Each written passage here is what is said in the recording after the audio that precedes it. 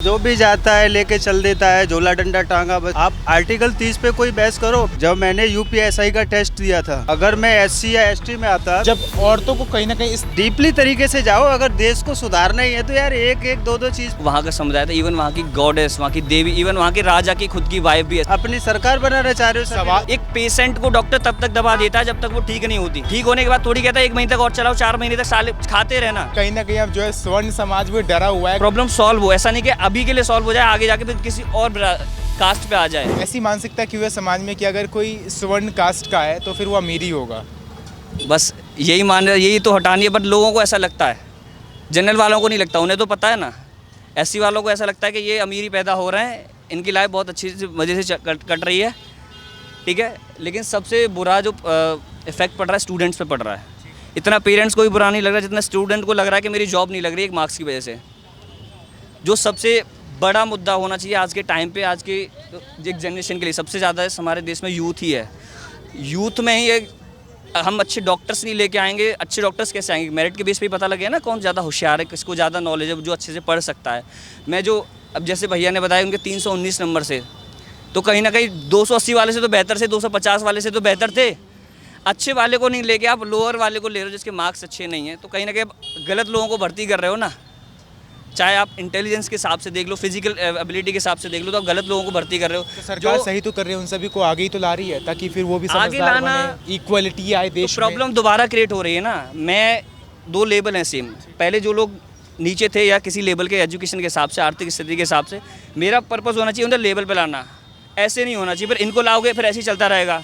ये सीढ़ी चलती रहेगी कि अमीर को पहले, गरीब को पहले अमीर कर दूँ। अमीर नहीं करना, बराबर लाना है। बराबर लाने का मतलब ये है कि आप उनको सुविधाएं दे सकते हैं। सुविधाओं में क्या दे सकते हैं? उन्हें एक स्कूल प्रदान कर सकते हैं, आप पढ़ने के लिए एक हक दे सकते हैं, आप उनकी फ़ीस कम कर सकते हैं। ये नहीं ना कि होशियार भी तुम्हें कर दूं, डॉक्टर भी तुम्हें बना के बैठा दूं, इंजीनियर भी बना के बैठा दूं। वो तो उसके दम पे खुद को बनना पड़ेगा ना। अच्छा, है तो चलो इंसान ही ना। एक बात बताइए मुझे कि आरक्षण में सुधार की बात की जाती है, जी, जनता जानना चाहती है किस प्रकार की सुधार होने चाहिए आरक्षण में। आरक्षण का मेरे हिसाब से तो मतलब ही नहीं रहना चाहिए। बस एक लेवल रहना चाहिए। आप भारत आर्थिक लेवल इतना पर बड़ा आरक्षण देश दे है, सकते अभी हो। भी कोई ऐसे स्थान ऐसे हैं जहाँ पे हाँ वाकई में दलित समाज या कोई अन्य समाज जो है पिछड़ा हुआ है, नीचे है, उस स्थिति में अभी भी वो पल रहे हैं। आरक्षण को कास्ट के हिसाब से अगर देंगे तो चीज़ें प्रॉब्लम अभी जो हैं वो आगे जाके भी रहेंगी।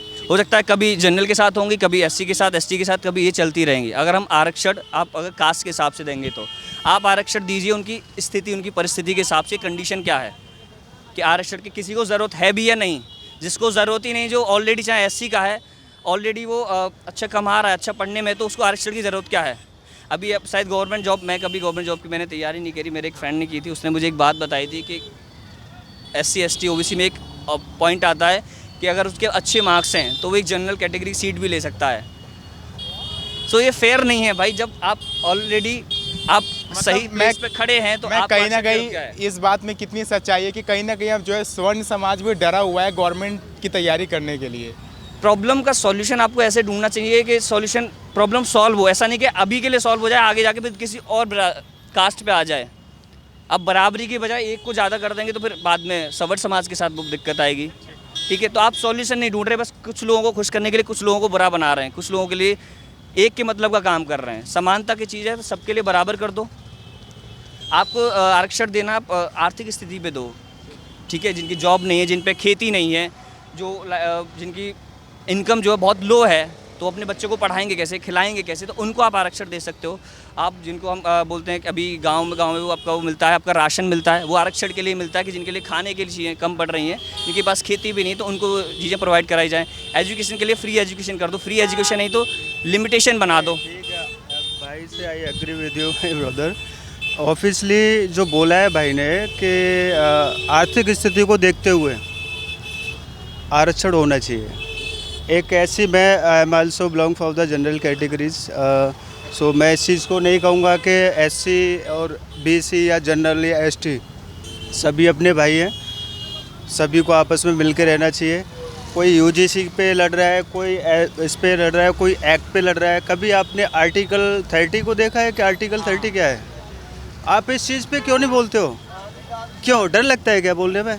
इस पे जंतर मंतर क्या है दिल्ली में? ये जो भी जाता है लेके चल देता है, झोला डंडा टांगा बस चल दिए।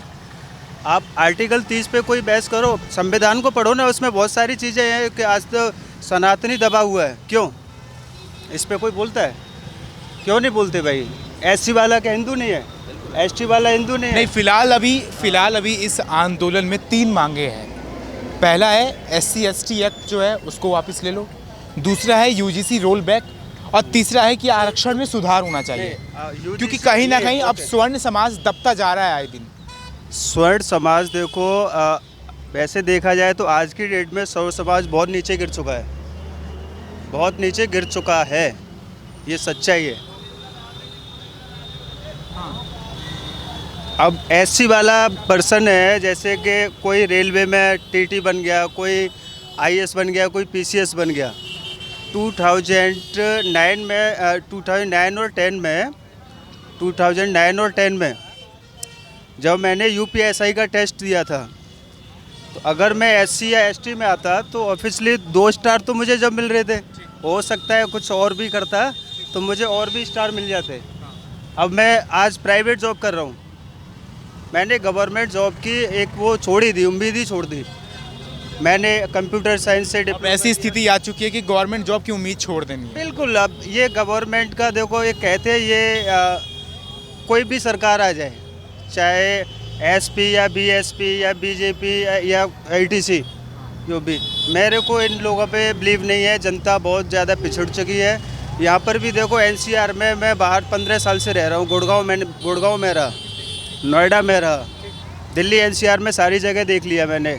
इंटरनेशनल कंपनी में जॉब की, उस समय पे लोग एक थर्ड पार्टी से हायर करते थे। इस पे क्यों नहीं बोलते कि 14-15 हज़ार रुपये पे रखते हो सैलरी? बाहर से जो मान लीजिए यूएस की कंपनी है तो ऑब्वियसली वो कम से कम 35 से 40 हज़ार रुपये के हिसाब से दे रही होगी। इन चीज़ों में सुधार क्यों नहीं करते? एक डीपली तरीके से जाओ। अगर देश को सुधारना ही है तो यार एक दो चीज़ पे लेके, एक तो पॉलिटिशियन कर रहे हो यार, अपनी सरकार बनाना चाह रहे हो। सवाल यहाँ पे यही तो है कि जिस आरक्षण को लेकर के 10 साल तक की बात रखी गई थी, अब 80 साल होने को जा रहे हैं, क्या अभी भी पिछड़ा समाज अभी तक अपने आप को उस बराबरी पे नहीं ला पाया, स्वर्ण समाज की बराबरी पे? देखो कि अभी भी उनको आरक्षण की आवश्यकता है इस समाज में। इस चीज़ का, जैसे अकॉर्डिंग माई नॉलेज जो मैं देखता हूँ, और मैं थोड़ा सा न्यूज़ पे अपडेट रहता हूँ।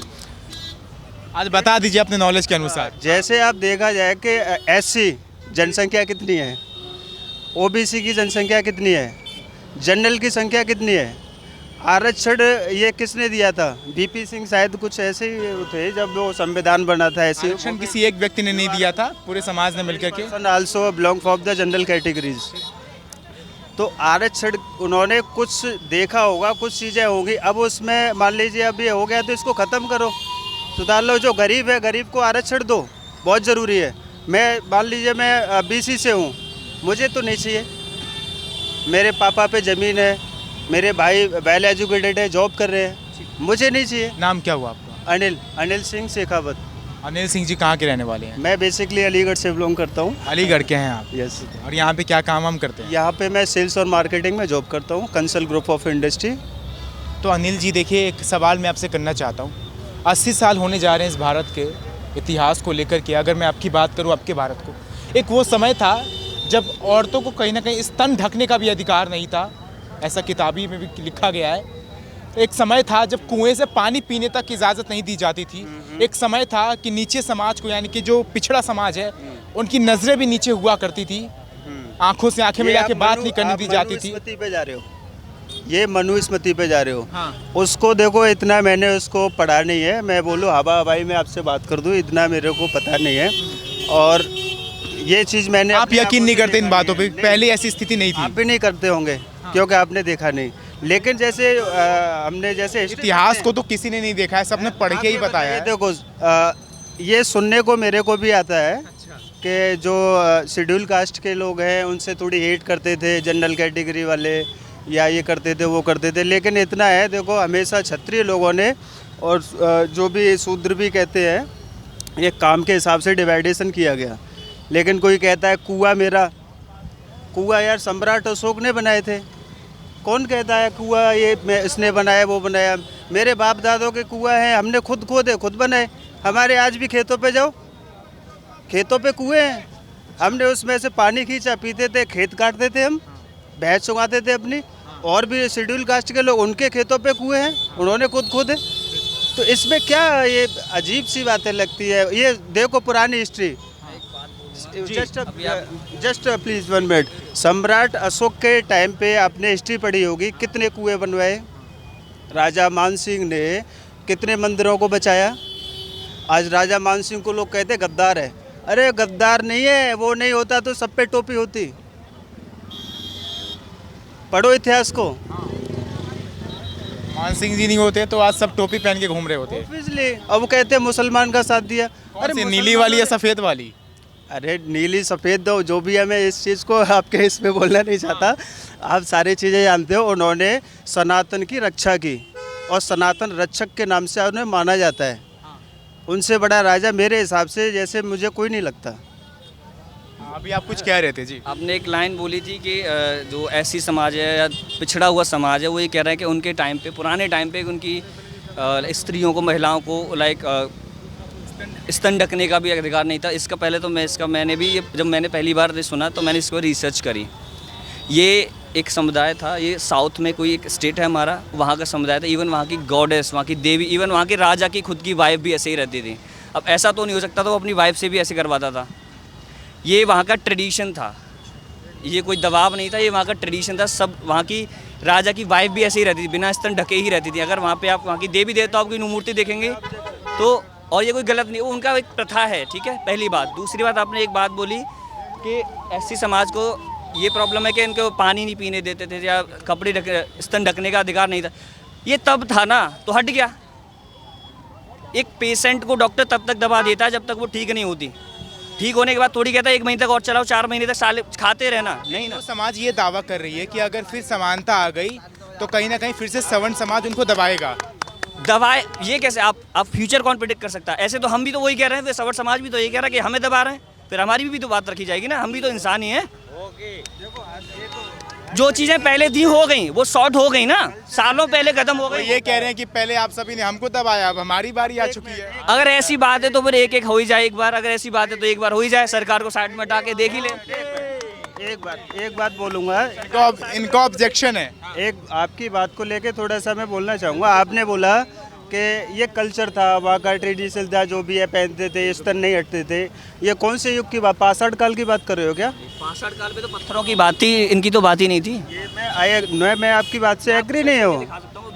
मैं नहीं, एक बात बताइए, महिलाओं को, आप अपना तथ्य रखिए। महिला को अधिकार कब से आया पढ़ने का, जब महिलाओं को पढ़ाया ही नहीं जाता था? बात क्वेश्चन कुछ और है। मैं वो बात का जवाब दे सकता हूँ, लेकिन उनका सवाल का जवाब मैं दे रहा था कि दलितों का ये कहना है कि उनकी महिलाओं को नहीं ढकने देते थे, अपनी महिलाओं को स्तन ढकने का अधिकार था। मैं उस बात का जवाब दे रहा हूँ। उस टाइम पे उस समुदाय का, यूपी में भी नहीं, उस साउथ में एक स्टेट है, मेरे को पर्टिकुलर नाम याद नहीं आ रहा, वरना आप मुझे थोड़ा दे दो, मैं रिसर्च करके बता। आप सभी ये बताइए कि उत्तर प्रदेश में इस वक्त मैं हूँ और आगामी चुनाव आने वाले हैं, क्या ये आरक्षण का जो आंदोलन चल रहा है इसका उत्तर प्रदेश के आगामी चुनाव पे प्रभाव पड़ेगा या नहीं? बिल्कुल पड़ेगा, बहुत ज़्यादा पड़ेगा। सवर्ण समाज की तरफ से तो बहुत ज़्यादा पड़ेगा। अगर चीज़ें ठीक नहीं हुई तो दबाव पड़ेगा, आप बहुत ज़्यादा प्रभाव पड़ेगा। कहीं ना कहीं सवर्ण समाज जो है अब योगी जी से नाराज होता जा रहा है। सबका, चाहे सवर्ण हो चाहे समाज आपका दलित समाज हो, जिसके मन की बात ना रखी जाए, जिसके बराबरी की बात ना हो तो कोई नहीं सुनता, कोई किसी का नहीं रहता। सीधी सी बात है। सवर्ण समाज भी एक तरफा हो जाएगा जब उसके मन की बात नहीं होगी, जब उसके साथ भी भेदभाव होगा। भेदभाव हुआ, पहले चीज़ें हुई थी, अब चीज़ें आप भी भेदभाव कर रहे हो तो चीज़ें आते जाते आप बता दीजिए, चश्मा पहन के बड़े गौर से सुन रहे थे इन सभी की बातें, क्या लगता है जो आंदोलन हो रहे हैं यहाँ पे, सीजेपी का तो हो गया, देखो मैं एक ही बात अब जो रिजर्वेशन का आंदोलन हुआ है और जिस प्रकार से महंगाई को लेकर के दावे किए जा रहे हैं, क्या अब 9 साल बाद सरकार बदलने की आवश्यकता है या फिर योगी जी ही आने वाले हैं? आने वाले तो योगी जी ही हैं, लेकिन मैं तो एक ही बात बताऊंगा, तथ्य के साथ बताइएगा। जी जी, आने वाले तो योगी जी हैं, लेकिन बस एक ही बात बताऊंगा, योगी जी ने तो वो किया है इन 9 सालों में जो कोई नहीं कर पाया था 70 से 75 सालों में। ये तो आपको भी पता होगा कि बदमाशी कहाँ से कहाँ पे पहुँच गई, ये तो पता होगा आपको। वो बदमाशी खत्म कर रहे हैं और अब बदमाशी के गाने बना रहे हैं। गाना बनाना अलग है, गाना बनाना अलग है, वो अलग हमारा एक प्रोफेशनल हो गया जो भी है, ठीक है, लेकिन जो वो कर रहे हैं वो अलग है। पहले हमारी बहन बेटियां घर से बाहर नहीं निकल पाती थी, ये भी पता होगा आपको, लेकिन आज आज़ाद घूमती हैं। योगी जी आने चाहिए। अच्छा सर आप बताइए, अनिल नाम बताया था, बड़ी इंग्लिश में बातें कर रहे थे, आप अलीगढ़ के रहने वाले हैं, जाते जाते इतना बता दीजिए कि 27 में इस बार किनकी सरकार आने की ज़रूरत है उत्तर प्रदेश में? देखो मेरे हिसाब से तो अब बीजेपी फिर से आनी चाहिए, और वो तो आ रही है, उसमें कोई डाउट ही नहीं है। चाहे यूजीसी पे लड़ लो, क्यों 9 साल से तो बीजेपी को देख लिया ना, अब काम कर रही है परिवर्तन ना। का परिवर्तन की जरूरत ही नहीं है, हाँ, परिवर्तन की जरूरत ही नहीं है, बिल्कुल नहीं जरूरत है। भाई हर कोई युवा बता देगा यूपी में घुस जाओ, मुस्लिम लोग बता देंगे बीजेपी है। आप मुझे एक बात बताइए, किसको लाना चाहिए? राहुल जी को लाएं, अखिलेश जी को लाएं, किसको लाएं?